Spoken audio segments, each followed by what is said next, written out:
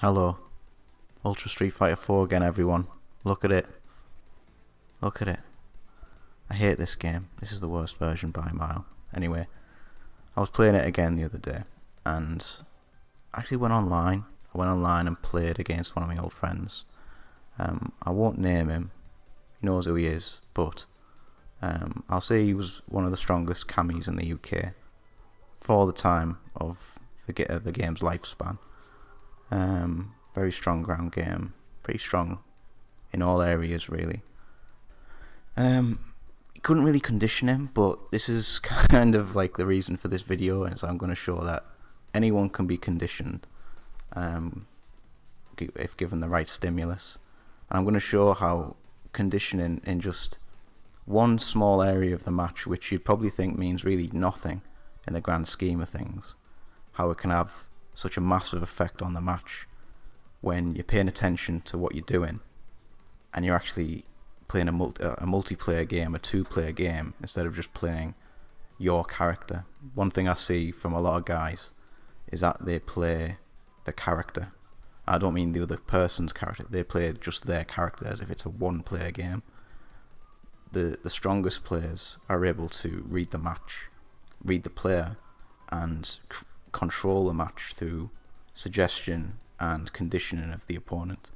I'm going to show how you can condition someone with just a tiny amount of stimulus in the match and have it swing completely in your favour. So what I'm going to do, I'm just going to show one round. That's all you really need to see, to be quite honest. I'm just going to show you one round. I'm going to let it play through. So let's keep it up! Fight! Who will emerge victorious? Fight!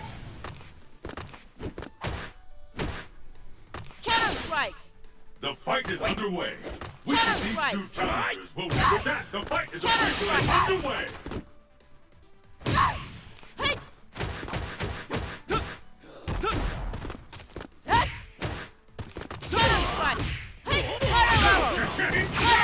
I can't believe it!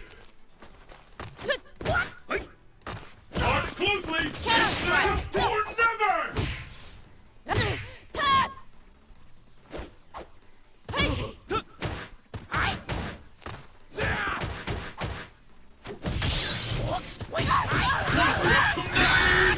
Beautiful! Long wins! I think this is probably the easiest way for me to show it really. It's a bit ghetto, but like I think this will be alright for now. So around start, he's got a full super gauge. I've got about two, nearly three I guess, and it's one round a piece, so we're not hurting for options. Like we've got a lot of things, like I could open the round with an EX Wrecker, or he could go in because he's got so much bar and start blitzing FADCs if he wants to, but he doesn't really need to. He's going to play a control cami game with a stand medium kick, and I'm going to try and keep him at bay with potentially crouching medium punch and stand fierce. So I'll let it play out a little, and I'll just pause it a bit and talk about it.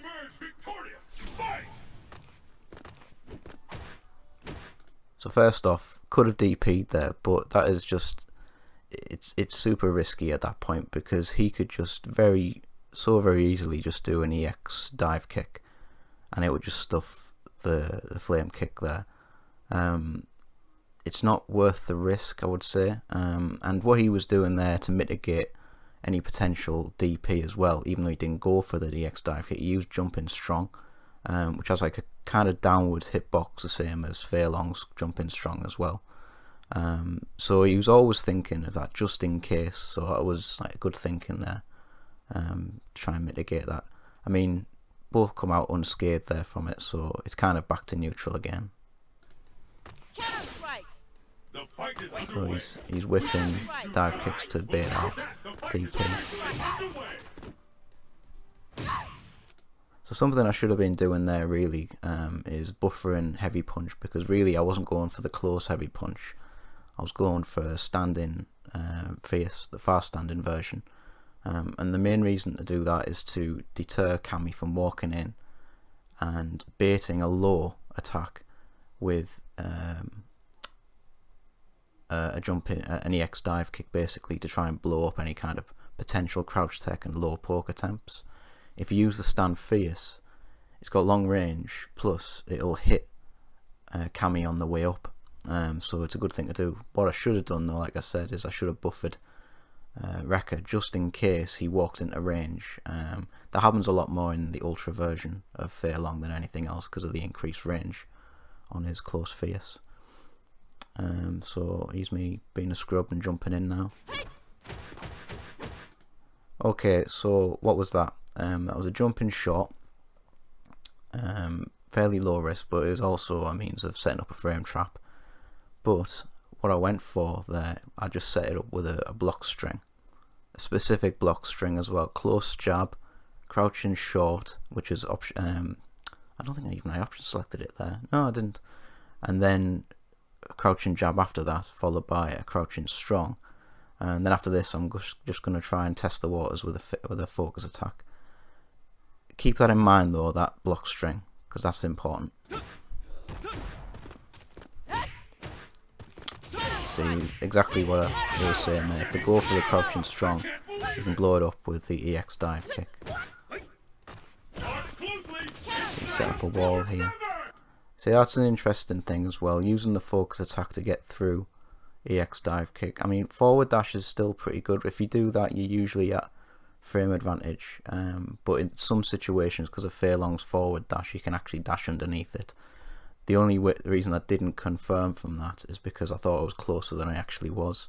I should have really went crouching short, confirmed from the short into jab, into Wrecker. But I thought I was in range to get that. So now it's a bit of a slugfest. Yeah, just exchanging blows.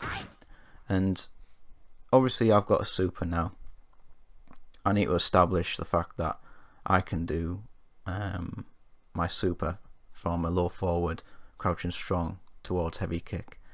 He was really trying to impose himself there with a fast standing medium kick, just to try and bully and harass, because it's quite difficult to whiff punish that anyway.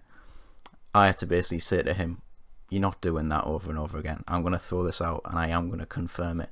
So from that, I'm trying to get him to just back down a little.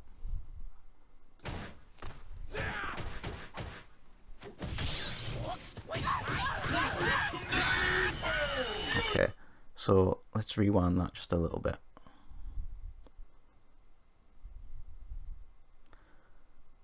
So he did back down and he wasn't expecting the jump in, which he blocked, no DP. Same block string, close jab, crouching short, crouching jab, but this time the walking shimmy and whiff punish whatever he was going to do.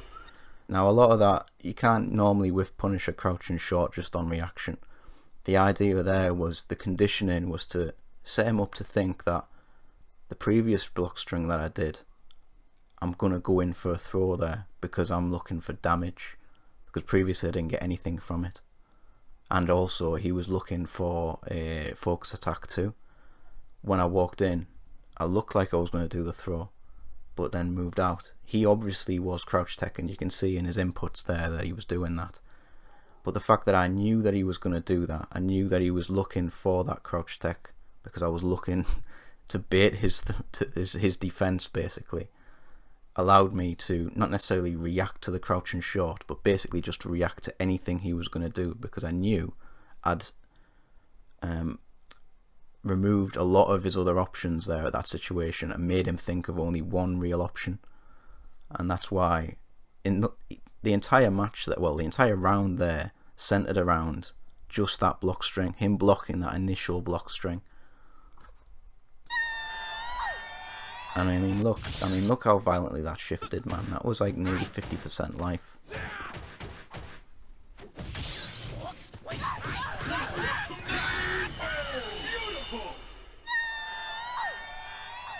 I mean, for me, as soon as I got that super, I knew that that was the way I was going to end this match, because I knew that he had a lot of bar as well. He was looking for something similar at that point, so it was kind of razor thin margins on how that match was gonna end, really.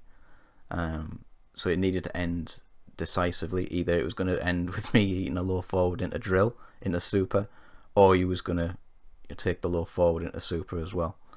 So it comes down to just that one moment where you can condition someone to do something that you want to do, something very specific, and then zero in on it to punish them for as much life as possible. But yeah, I thought that was good. I thought that the set itself that I had with the guy, it was very fun. I won't say how it ended. It's not fair on either party, but it was fun. But yeah, thanks for watching. If you've been watching this, I might do some more things like this. I'm not very good at talking on the mic, as you can tell. I'm just more of a case of like, I want to do some content for my YouTube, and the thing I know the most about is Street Fighter 4. Even if I do hate playing Ultra Street Fighter 4, fucking, it's so shit. Like, it's the worst version. Like, don't play it. Just play Edition Select. Do something else. It's Edition Select sick. But thanks for watching, and peace.